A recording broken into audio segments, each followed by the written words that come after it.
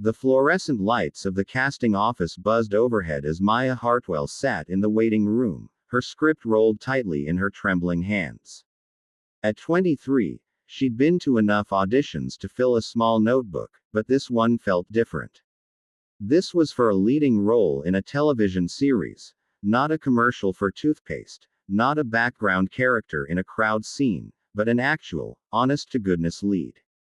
Around her, a dozen other blonde women sat with the same nervous energy, each one beautiful, each one talented, each one desperate for the same opportunity. Maya closed her eyes and reminded herself of what her acting coach always said: "You're not competing with them. You're collaborating with the character." Maya Hartwell. She stood, smoothed down her black top, and walked into the audition room with as much confidence as she could muster. 3 people sat behind a long table: a casting director, a producer, and someone she recognized immediately: Christopher Chen, the showrunner who'd created some of the most critically acclaimed television of the past decade.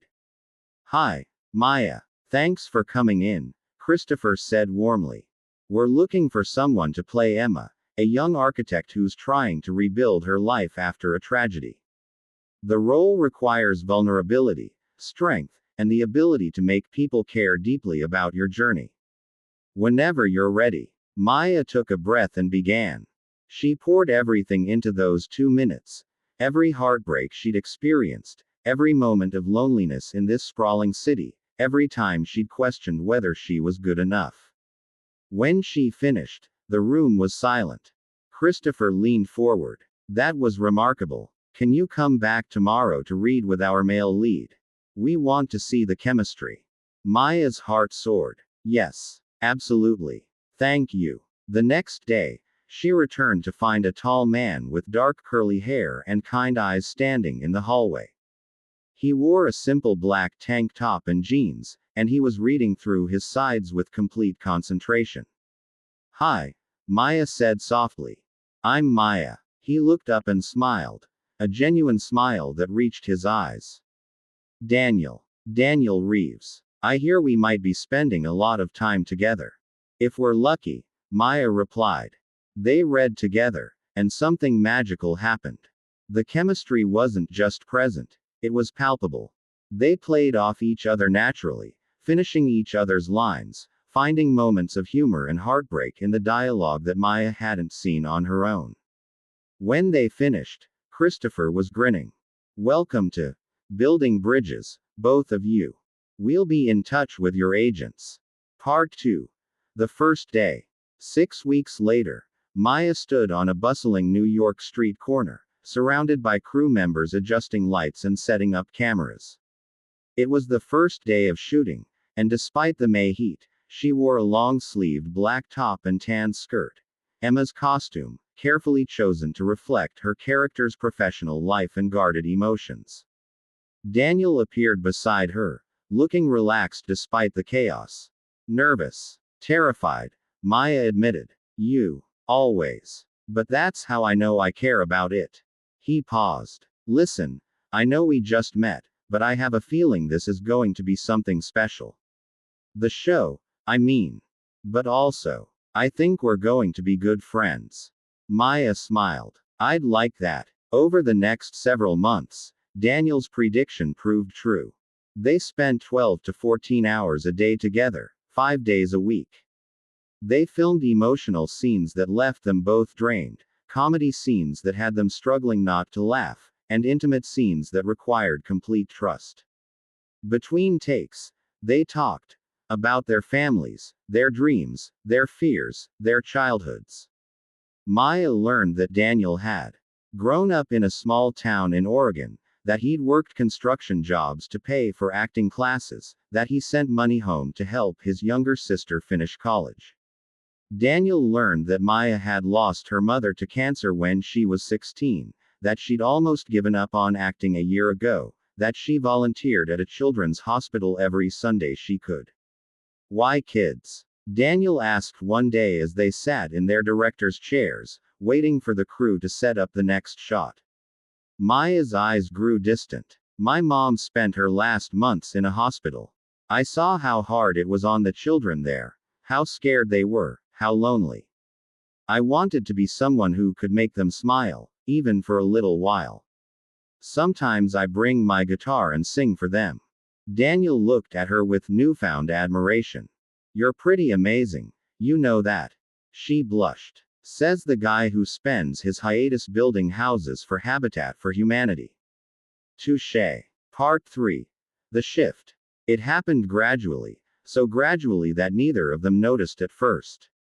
The way Daniel's hand would linger on Maya's back between takes. The way Maya's eyes would search for Daniel first whenever she arrived on set. The inside jokes that no one else understood. The comfortable silences that felt more intimate than conversation. Their characters, Emma and Jake, were falling in love on screen. But something was shifting off screen too. One evening, after a particularly grueling 14-hour day, they found themselves sitting on the steps of Maya's trailer, sharing a pizza and watching the crew break down the set. Do you ever think about what happens after? Maya asked quietly. After what? After the show ends. However many seasons from now. Do you think about what comes next? Whether we'll. She trailed off. Stay in each other's lives. Daniel finished. He turned to look at her, his expression serious. Yeah, I think about that a lot, actually. Their eyes met, and for a moment, the air between them crackled with something unspoken. Daniel started to lean in, and Maya's breath caught. Maya, we need you for one more pickup shot. The assistant director's voice shattered the moment. Maya jumped up. Coming. She looked back at Daniel, her cheeks flushed. I should. Yeah, go. But something had changed, and they both knew it. Part 4. The complication. The problem was that Maya had a boyfriend. Sort of. She'd been casually seeing Marcus, a lawyer, for about 5 months before the show started filming.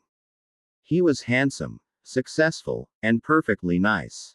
But as the months on set wore on, Maya found herself comparing everything Marcus did to Daniel. Marcus never asked about her day with the kind of genuine interest Daniel showed. Marcus never made her laugh so hard she couldn't breathe. Marcus never looked at her like she was the most fascinating person in the world.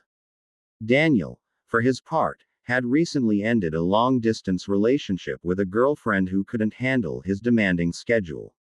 He'd been single for 3 months now, and he found himself grateful for it every time he saw Maya smile. But he knew about Marcus. And despite what his heart was screaming, Daniel's integrity wouldn't let him cross that line. One night, after they'd finished filming a particularly romantic scene, Maya found Daniel sitting alone on the set, staring at nothing. Hey, she said softly, sitting beside him. You okay? Daniel was quiet for a long moment. Can I tell you something? Always. This is going to sound crazy, and you can absolutely tell me I'm out of line, but. He took a breath. I think I'm falling for you, Maya. And I know you're with Marcus, and I respect that. I would never try to come between you. But I needed you to know. Because pretending I don't feel this way is killing me. Maya's heart hammered in her chest. Tears sprang to her eyes. Not from sadness, but from the sheer relief of finally hearing the words she'd been too afraid to acknowledge she wanted to hear.